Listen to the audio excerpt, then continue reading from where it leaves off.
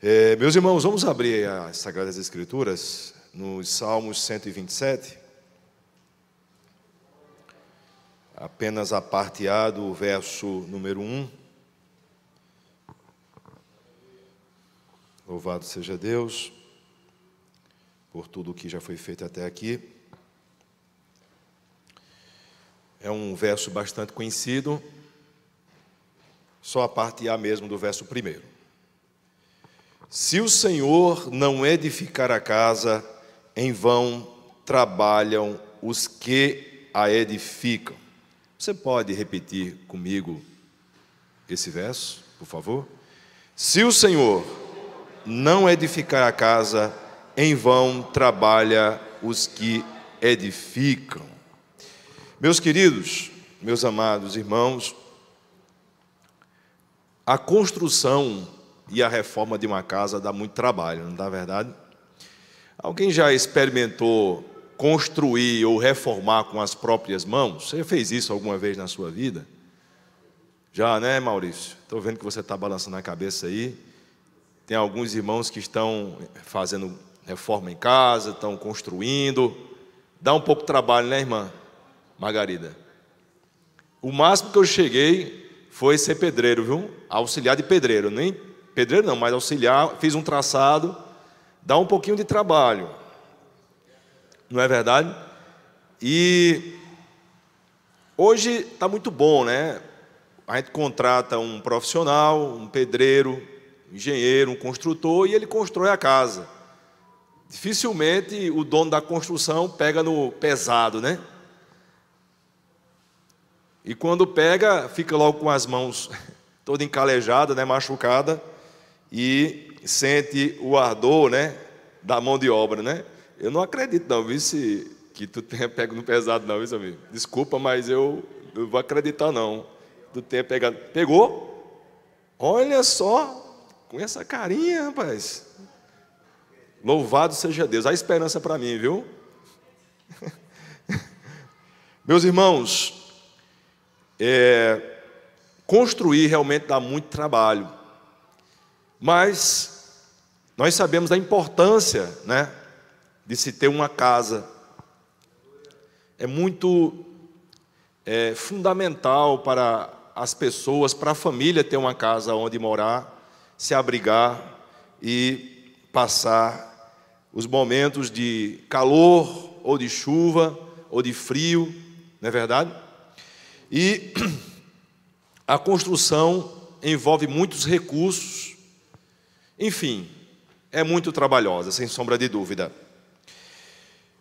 Aqui o que o salmista está colocando no Salmo 127, parte A, é que, embora com todo o esforço que você despreenda, né, todos os gastos que você venha a realizar, a construção da sua família, do seu casamento, ele será em vão se o Senhor não estiver fazendo isso em você, na sua esposa, nos seus filhos.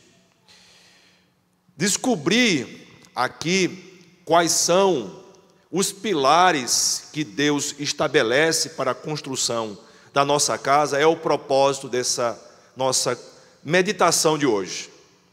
Porque se o Senhor realizando a construção, torna tudo muito melhor, nós precisamos descobrir, à luz da palavra de Deus, quais são esses pilares.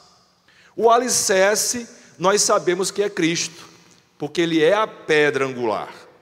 É sobre tudo que se constrói, tem que se construir em Cristo, porque Ele é a pedra fundamental. Ele é o alicerce. Mas na santa palavra de Deus existem alguns pilares que dão sustentação à família. E aí o Senhor faz uma analogia com a construção. Por quê? Porque Ele costuma esclarecer os mistérios do reino com coisas simples, que estão à nossa vista, que faz com que a gente entenda com facilidade aquilo que Ele quer comunicar. Então, a palavra de Deus traz para nós alguns pilares. Não é o nosso propósito aqui hoje esgotar todos eles. Não é o nosso propósito falar sobre todos, porque a Bíblia tem diversas passagens que vai nos instruir para que a gente edifique a nossa família, edifique o nosso casamento. Então, vamos compartilhar algumas passagens das Sagradas Escrituras que vão indicar os pilares. A propósito, o pilar é muito importante numa casa. Eu não sei se vocês se recordam, se não foi em 2021 ou foi em 2020, que foram fazer uma reforma num prédio em Fortaleza, que aí mexeram no pilar e o prédio caiu. Também, no Rio de Janeiro, lá, foram fazer uma reforma dentro de um apartamento, tiraram um pilar fundamental e o prédio caiu também. Então, o alicerce é importante, mas os pilares são fundamentais. Ninguém ousaria levantar, sustentar uma casa sem um pilar firme, um pilar seguro. Concordam, irmãos? Amém? Então, vamos lá. Vamos ver quais são os pilares que o Senhor aponta para cada um de nós, para que a nossa família, o nosso casamento esteja bem alicerçado. O primeiro deles está em Mateus capítulo 26, verso 41, que diz assim a santa palavra de Deus. Se os irmãos que estão aí no projetar, fica legal, porque eu vou dar cada passagem de vários versículos, então projetando fica melhor até para os irmãos estarem lendo. Está escrito: vigiai e orai para que não entreis em tentação. Aqui está o primeiro pilar, só que esse pilar, ele é duplo, porque ele é reforçado. O ferro aqui é mais grosso, viu, irmão Edilson? É mais calibroso, é a vigilância e a oração. Não dá para separar uma coisa da outra.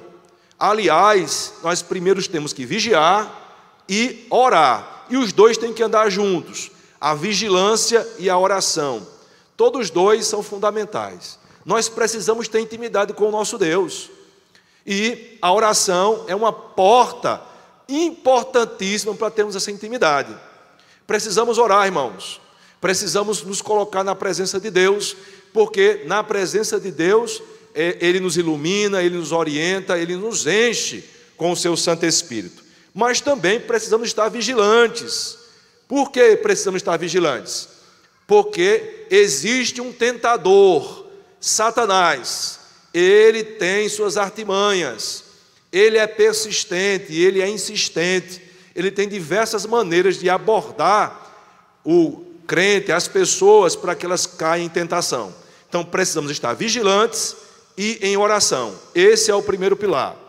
Pilar número 2, Salmos, capítulo 1, verso 2 e verso 3. Salmos 1, 2 e 3, está escrito: antes o seu prazer está na lei do Senhor, e na sua lei medita de dia e de noite.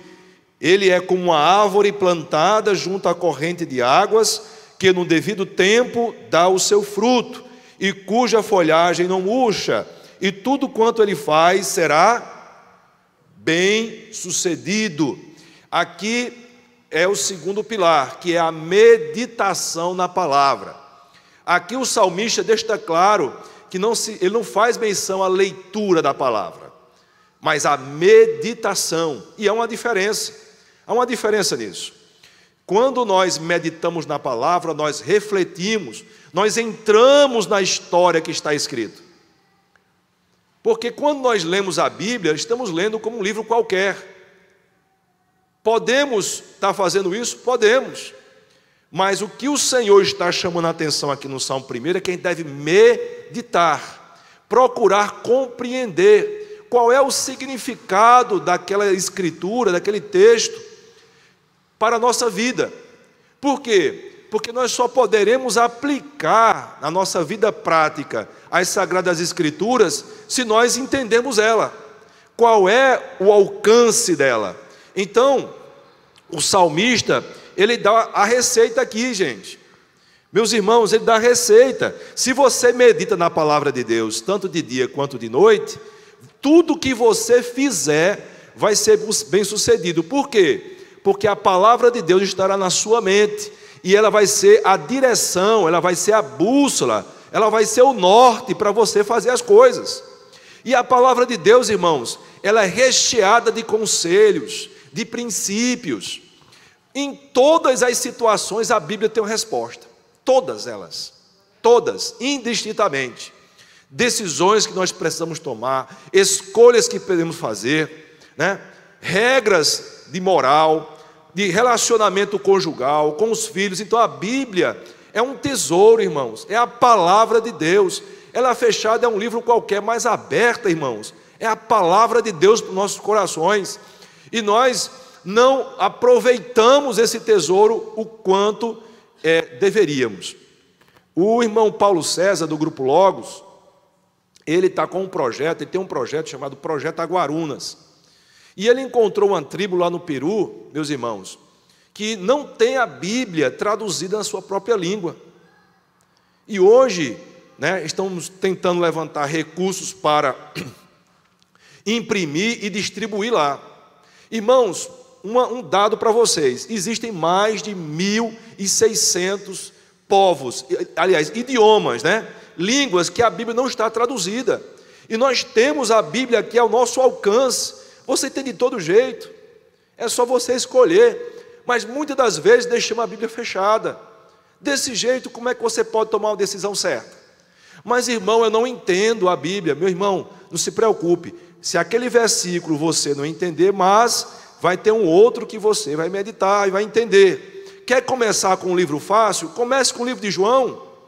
O livro de João, né, do evangelista João, é um livro simples. Ou então leva o livro de Salmos e depois vai lendo aos pouquinhos, e à medida que o tempo for passando, você vai entendendo e vai aplicando. O mais importante é aplicar, entender e aplicar a palavra de Deus. Vamos para o terceiro pilar. Livro de Esther, capítulo 4, verso 15 e 16. Esther, capítulo 4, verso 15 e 16. Está escrito: Então disse Esther que respondessem a Mordecai: Vai e ajunta todos os judeus que se acharem em Susã, e jejuai por mim, e não comais, nem bebais por 3 dias, nem de dia, nem de noite. Eu e as minhas servas também jejuaremos. Depois irei ter com o rei, ainda que seja contra a lei. Se perecer, pereci. Aqui nós estamos diante do terceiro pilar, irmãos, da edificação da família, do casamento, que é o jejum. O jejum é muito importante. O jejum é uma arma espiritual fundamental na vida do crente. Muitas vezes esquecido, mas o jejum é fundamental. O Senhor Jesus, certa feita, falando para os discípulos, ele disse: esta casta aqui só é repreendida como? Com jejum e oração. O Senhor Jesus estava no deserto como, irmãos? Em 40 dias e 40 noites em jejum. O jejum é muito importante. E a história que se desenrola aqui em Esther foi de vitória. Deus abriu as portas e o rei recebeu Esther, e o povo judeu que ia ser aniquilado foi salvo, irmãos. Experimente isso na sua vida, conciliar oração, vigilância, palavra e jejum. Você vai ver a vitória. O Senhor vai lhe dar a vitória, você vai ver a coisa acontecer. Porque eu creio no Deus que ouve, eu creio no Deus que fala e creio no Deus que faz. Ele faz. Eu já testemunhei. O salmista diz: provai e vede que o Senhor é bom. Eu posso dizer aqui: eu provei e vi, e sei que o Senhor é bom, fiel, justo, verdadeiro. Ainda que sejamos infiéis, Alex, o Senhor, Ele é fiel. Ele nos ajuda, Ele nos esforça, Ele nos sustenta, Ele dá livramento, Ele restaura casamento, Ele salva marido incrédulo, esposa incrédula, tira os filhos das drogas. Ele faz. Mas é necessário usar as armas espirituais que estão à disposição. Então, estamos diante do jejum. Quarto pilar, que sustenta e que edifica a família e o casamento. Efésios 5, 22 a 25.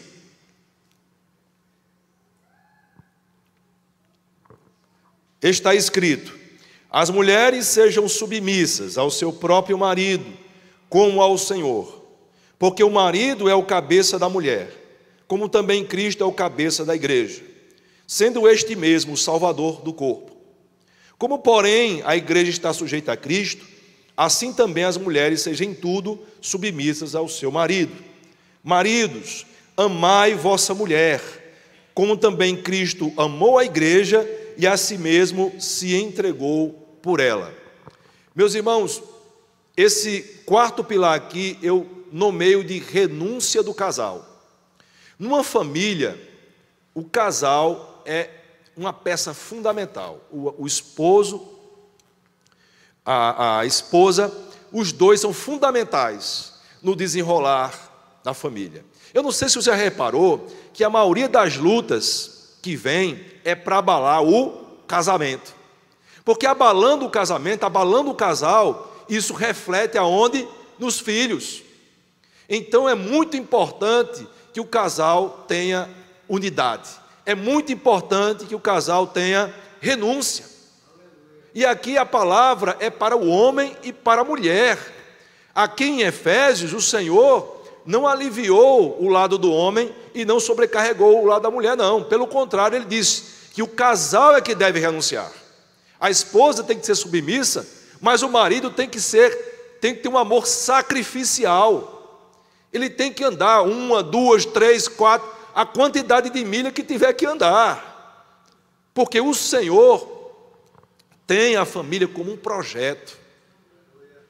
Quando alguém nasce, eu fico imaginando, irmãos, eu não sei se você já parou para pensar no dia que Noé nasceu. O dia que Noé nasceu foi um dia de muita alegria para o seu pai. E aquilo se cumpriu, irmãos. Noé foi usado por Deus para que a sua família e uma população de animais fossem salvos do dilúvio.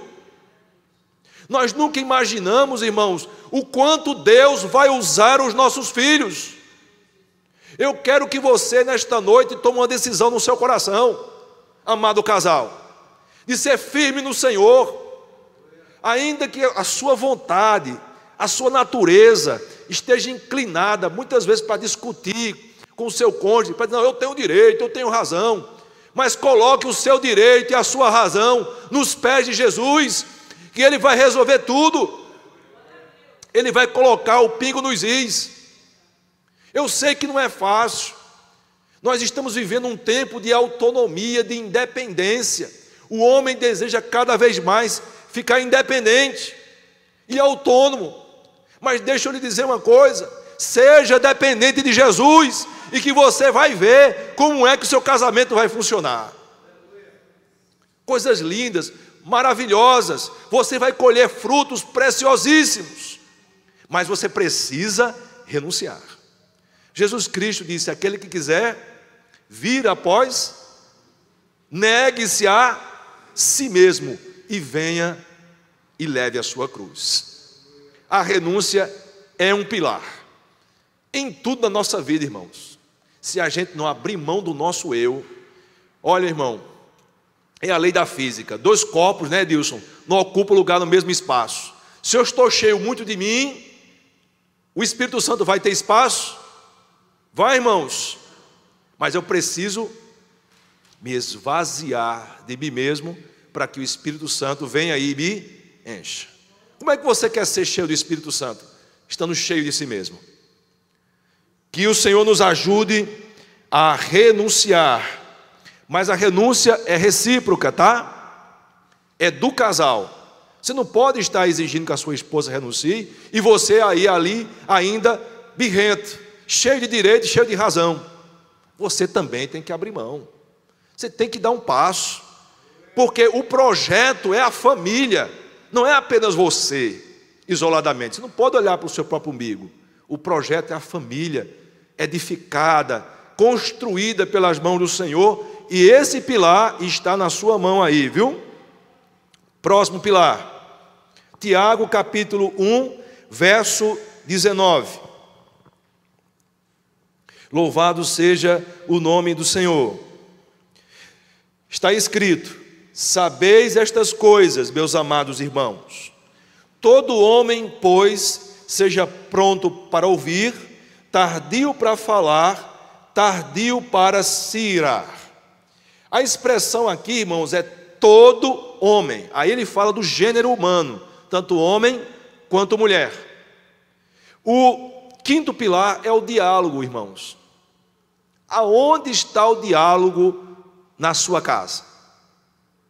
Ele existe? Ou só é você que fala? Ou só é você que tem razão? Você para escutar a sua esposa? Ou você para escutar o seu marido? Ou você para ouvir os seus filhos? Que isso é uma outra questão. Às vezes os filhos têm razão, né? Eu tenho uma filha de 22 anos e um de 17. Rapaz, vez em quando, ou quase sempre, Rutinha está lá, cheia de razão, ela está certa. E eu, muitas vezes, com o ouvido agravado, sem ouvir. Aí a Aparecida chega para mim, minha esposa: meu filho, escuta aí a sua filha, ela está certa. Às vezes nós não damos ouvido aos nossos filhos, não damos ouvidos à nossa esposa. É necessário, irmãos, ouvir e só depois falar. Porque na verdade o casamento, a família não é um monólogo. Achei muito interessante Maria José falando sobre a mesa. A mesa é um lugar muito importante onde deve existir diálogo. Não, na mesa não pode, ninguém pode falar. O costume judeu não era esse. Sentava ali e começa. Você pode ver até nos filmes, né? Quando se vê nos filmes, vê lá. Sentava lá e começava a conversar. Porque família tem que ter diálogo, irmãos. Você também não pode ficar ali achando que só você tem razão. Você tem que ouvir e dar a sua opinião. Então, está aqui o quinto pilar. Sexto pilar, Efésios 4, 25. Louvado seja Deus. Efésios 4, 25, está escrito: por isso, deixando a mentira, cada um fale a verdade com o seu próximo, porque somos membros uns dos outros. O sexto pilar aqui é a integridade. Numa família não pode haver mentira. Não pode. Entre filhos, entre marido, entre esposa. A mentira tem uma fonte, né? E tem um pai. Quem é o pai da mentira? É Satanás. O Senhor Jesus, Ele é o caminho, a verdade e a vida.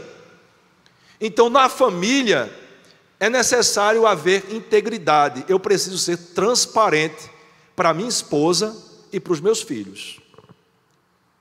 Muitas vezes nós colocamos muita coisa debaixo do tapete. Nós escondemos as coisas. Se não mentimos, mas nós escondemos. Evitamos o tratamento. Muitas vezes sequer abrimos as nossas fragilidades, irmãos. Tanto o marido como a esposa, como os filhos, têm as suas fragilidades. E nós precisamos estar abertos para sermos tratados. Quando você abre o seu coração, você não está sendo fraco, não. Você está sendo sincero, você está sendo íntegro. E quanto mais você esconde isso e coloca para debaixo do tapete, demora ainda mais a cura, a solução. E qual o problema de um pai chegar para um filho e pedir perdão? Qual o problema? Qual o problema do marido chegar para a esposa e pedir perdão? Não sei que não é fácil. Eu sei que não é fácil. É uma decisão, é uma atitude. Perdão não é um sentimento. Não é um sentimento. Ele é uma decisão. É uma atitude. É saúde para quem dá. E cura para quem pede. Perdão é uma bênção. Agora é difícil. Mas experimenta exercitar essa decisão na sua vida. Então seja íntegro, seja inteiro. Como é difícil você estar ao lado de alguém que você não conhece inteiramente. Você olha para aquela pessoa e não sabe. Você está vivendo com alguém há tantos anos e ao lado você não sabe quem ela é. Está na hora disso mudar. Está na hora disso mudar. É necessário estarmos inteiros. Integridade quer dizer inteiro. A pessoa olhar para você e ver você inteiro ali. Ele sabe quem você é. A integridade é muito importante. E quando deixamos de ser íntegros, irmãos, nós acabamos sendo uma mentira. E na família não pode ter isso. Tem que haver transparência, tem que haver verdade, tem que haver integridade. 7º pilar. É porque a Bíblia é linda demais, né? Agora fresquinho do céu. Que tanto pilar é esse, Fábio? É porque o edifício é grande, meu irmão. As coisas de Deus é grande. Tem muito pilar porque o edifício é grande. São gerações e gerações. É você abençoando as suas gerações, as suas posteridades. As suas posteridades. Você não tem noção do alcance do que você está fazendo hoje. Mas, Fábio, está difícil. É tão difícil esse meu casamento. É tão difícil criar esse filho. Meu irmão, Jesus é contigo. Usa as armas do céu. Tu vai ver. Tu vai ter prazer na tua posteridade, na tua descendência, vendo o edifício só crescendo. E se o Senhor permitir, você vai ver os filhos dos seus filhos. Louvado seja o nome do Senhor. E que assim seja para cada um aqui. Em nome do Senhor Jesus Cristo. Que veja a posteridade dos filhos dos seus filhos, para a glória de Deus, enquanto Jesus voltar, né? 7º pilar. Eu estava lá na casa de irmão Edilson, eu posso, né, irmão Edilson, contar isso. Eu estava lá na casa de irmão Edilson, vendo um quadro lá, né? Fazendo saboreando aquela comida deliciosa de irmã Luzimar. Eu sou assim, viu, irmã Luzimar? Do púlpito mesmo eu vou dizendo. Aquele quadro maravilhoso com os filhos, né? As noras, os netos, aquela coisa linda. Eita, Jesus, que coisa maravilhosa. É assim a geração do justo, daquele que persevera. Ele vê a geração dos seus filhos. 7º pilar, Hebreus capítulo 10, versículo 25, parte A. Está escrito: não deixemos de congregar-nos, como é de costume de alguns. E 1 de João 2,11, está escrito: aquele, porém, que odeia o seu irmão, está nas trevas, e anda nas trevas, e não sabe para onde vai, porque as trevas lhe cegaram os olhos. O 7º pilar aqui, irmãos, é ter comunhão com a igreja e com os irmãos.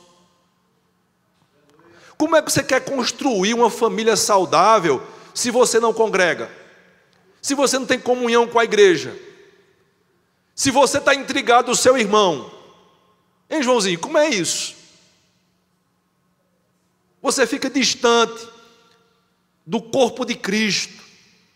E quando encontra o irmão, mal fala com ele, você não tem nem prazer de ser edificado. Irmãos, estamos devagarzinho voltando, né? A abraçar os irmãos. Quantas vezes eu já fui abençoado com um abraço? Quantas vezes um sorriso, uma paz do Senhor, como é que você está? Enfim, um olhar. Isso faz com que a gente edifique, mas isso você só experimenta se você tiver comunhão. Saia do seu comodismo. Eu acho uma bênção. Está sendo transmitido aqui o culto via internet, mas eu não posso deixar de lhe dizer, meu irmão, venha para a casa do Senhor, ter comunhão com o corpo de Cristo e ter comunhão com os irmãos. Isso é um pilar, irmãos, porque somos um corpo. Nós somos abençoados, irmãos. Inclusive, quando nós ajudamos o nosso irmão, nós somos edificados nessa comunhão maravilhosa.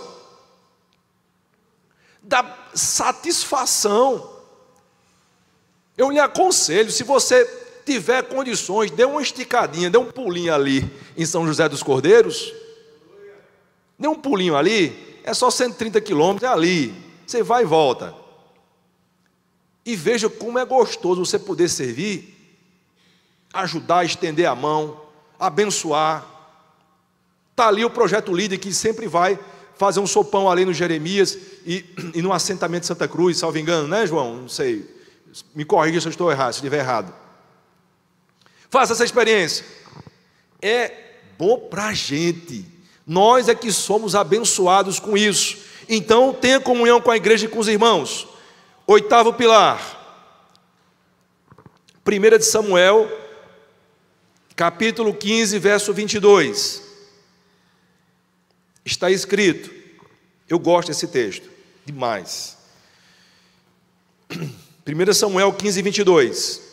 Porém, Samuel disse: tem porventura o Senhor tanto prazer em holocaustos e sacrifícios, quanto em que se obedeça a sua palavra? Eis que obedecer é melhor do que o sacrificar, e o atender melhor do que a gordura de carneiros.